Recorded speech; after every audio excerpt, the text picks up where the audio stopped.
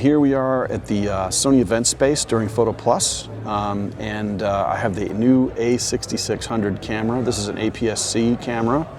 It does have the same sensor that the A6500 has and the A6400, but it has different processing. It has a more powerful internal processor that allows it to do real-time tracking, which is now it's like cocaine, man. I'm addicted and I'll never probably use anything else.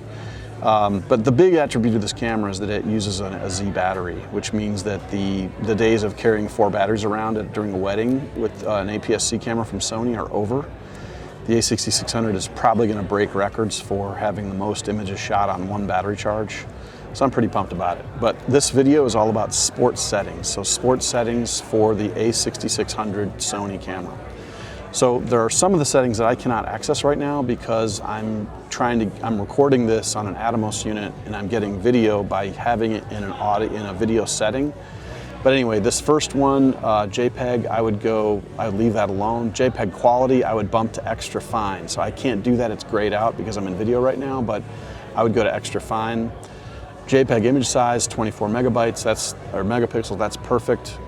Aspect ratio is great because we want to use the entire sensor area. No reason to not do that. So I noticed that the long exposure noise reduction is turned on this camera. I'm going to turn it off.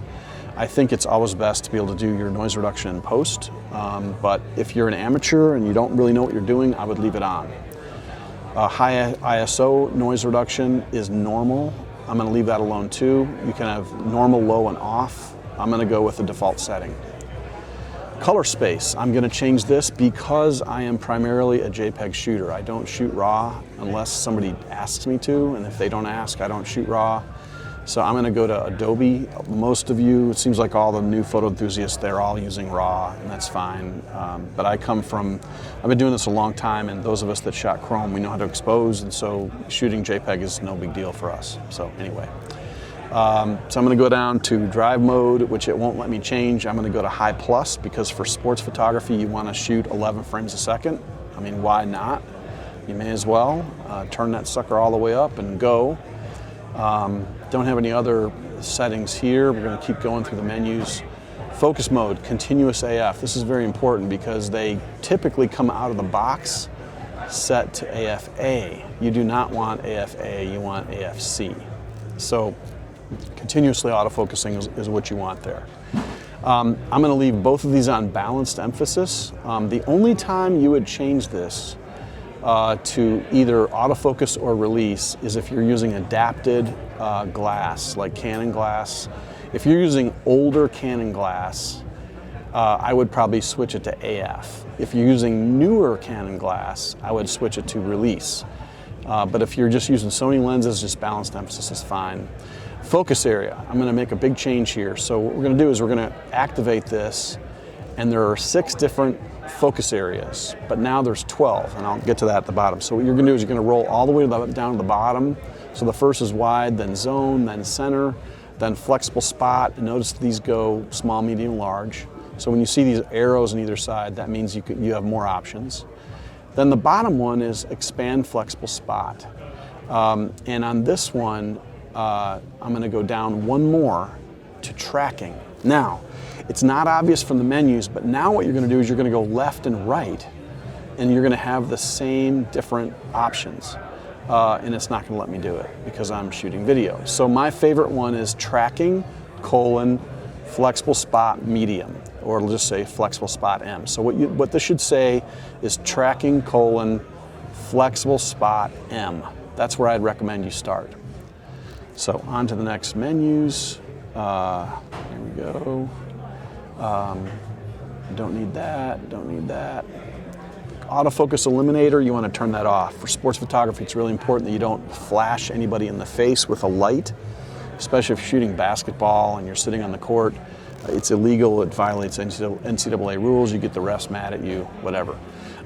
So make sure that AF eliminator is turned off. Face and eye AF set, you don't really need this anymore because you're going to be using tracking, which has that included in it. So when you're in tracking, all the tracking modes, it's going to find eyes and it's going to make eyes sharp and faces and all that stuff. It's also going to do color and pattern and contrast and distance and movement. It's pretty amazing. AF with shutter, you can leave this on or turn it off. If you're an experienced sports photographer and you're coming from Canon and Nikon, I'm going to turn this off, and I'll show you why later. Pre-AF should always be off. There's never a reason that pre-AF should be turned on any camera that Sony has ever made, ever. So this is just, don't ever go here. Just turn it off and leave it off. So we're going to keep going. All this looks good. We don't need to worry about that. Let's see here. Face priority. Yeah, that's good. This is all good. Everything's good here. That's fine too. Okay, wireless flash. You'd be tempted if you're a Godox shooter to turn this on, leave it off. This is only for Sony branded OEM flashes, so just ignore this. I know it's tempting to turn it on, but you don't want to do that. White balance is kind of a normal setting, so I'm going to kind of leave that alone. I turn this off. This is dual range optimizer, auto HDR. I want to turn that off. I don't want any of that stuff happening when I'm shooting. I want to do all that myself. Creative style, I'm just going to leave these alone. They're just different effects that you can use. And by the way, most of these are only in JPEG. So if you are shooting RAW and you can't get these, they're grayed out, it's because you're not in JPEG only. Even if you shoot JPEG plus RAW, I think these will come up, but it won't. Anyway, I'm not sure about that. I just shoot JPEG and they're always there for me. And we're going to pass on that. We're going to pass on all this stuff. Pass on all this stuff. Okay, this is all movie stuff. I'm going to skip through this because for still photography, we're not going to mess with these too much.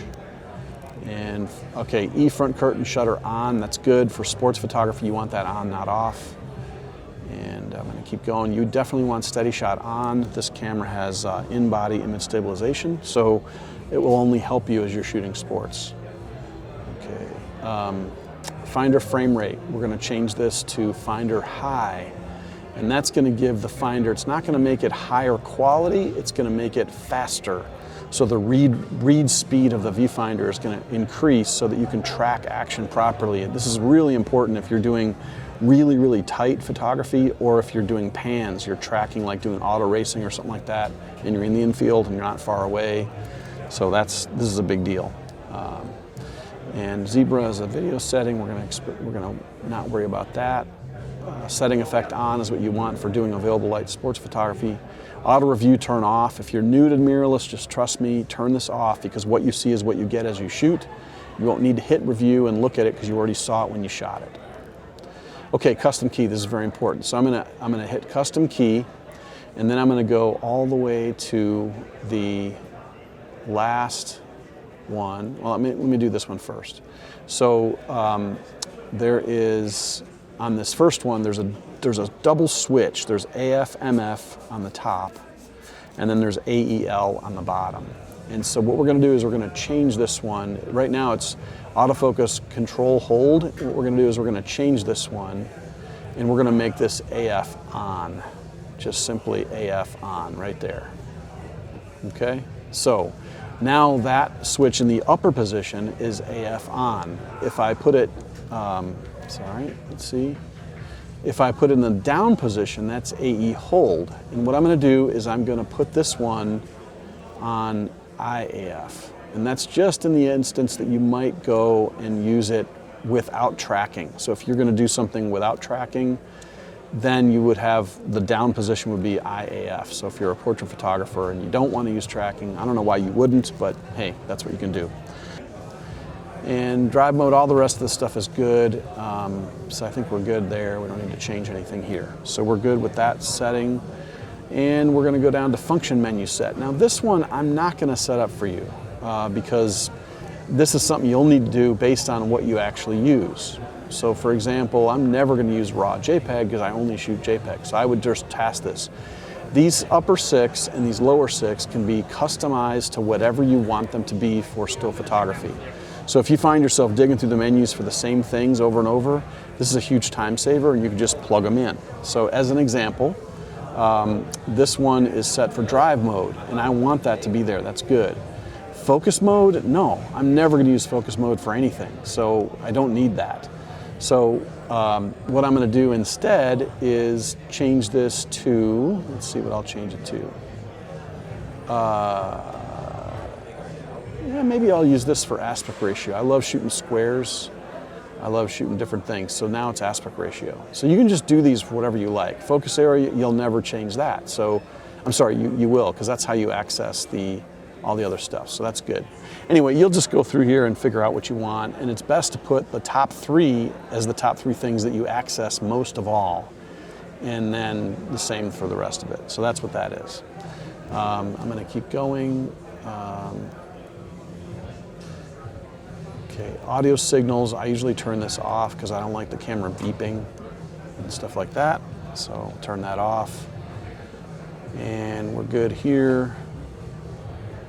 Okay. Yeah, we don't need to do edit device name, that's kind of important. So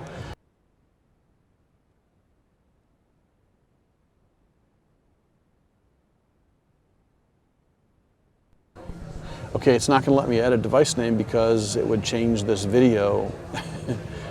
So anyway, you can do that. And what I would do is just call it A66, or you can call it, PMR A6, whatever, 66, whatever you want, and that way you can know what it is. So that's good. And then all this is cool. Yep. I'm not seeing anything I'd change on these either. So we're almost finished. Okay, this one I always change, delete, confirm. I want to delete first. I don't want to have an extra button push just to delete a picture. So that'll save time on the field and all that stuff.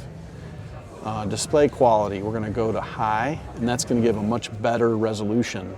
So we changed, the other one was about speed, about read speed of the menu, of the EVF. Now we're doing increased quality on the EVF.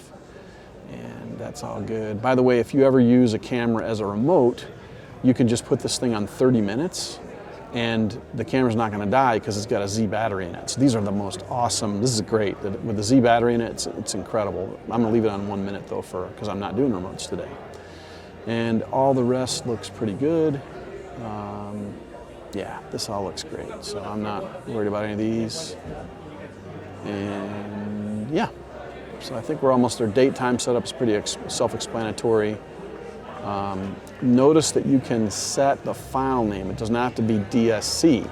So for me, I might be inclined to change this to PMR. It's my initials. So if I'm sending a bunch of images in from a game that a bunch of photographers are shooting, it's going to be really easy for them to figure out whose picture it is because it's coming from PMR's camera. So I'll just do that really quick and then go back and get out. So PMR, and then I'm going to go down, hit OK, and so now it's going to be my file naming convention is going to be my initials first, which is kind of cool, helpful. All right, this looks good. All this looks good. And that's it. So that's the settings that I would use for sports photography on the A6600. If you have questions or comments, just put them below. And if this video has been helpful to you, please consider subscribing to my YouTube channel. Thanks so much for watching.